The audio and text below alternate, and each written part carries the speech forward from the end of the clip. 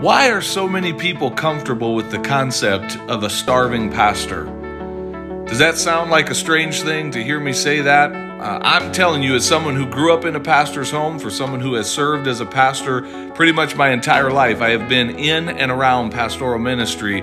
I think that's true, that most people are very comfortable with the concept of a pastor who's not doing very well financially. Now, most people wouldn't come right out and say that, but let me ask you this. Are you comfortable with the thought of a pastor who's thriving financially? And I'm not even talking about like from the income they receive from their church, like a pastor who's getting an excessive salary, through the donations of other people. I'm not talking about that.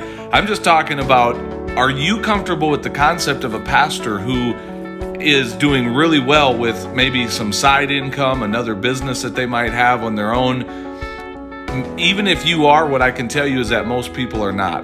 Most people do not have a framework in their mind for a pastor that has the ability to take their family on nice vacations on a regular basis, or drive a vehicle that, is fairly new and updated. Like we kind of have a mental construct and a place in our mindset for a pastor that can't do those things, and a pastor that's getting just enough in salary to kind of get by week in and week out, just paycheck to paycheck, but not much more beyond that. Well, for me personally, I am tired of the narrative of the starving pastor. I'm over it. I don't think it's biblical. I don't think it's necessary. I think it's very unhealthy for pastors, and the statistics will bear that out. We have thousands of pastors quitting ministry every single month. And I'm not saying that it's all, money related, but financial pressure is a huge stress that most pastors deal with.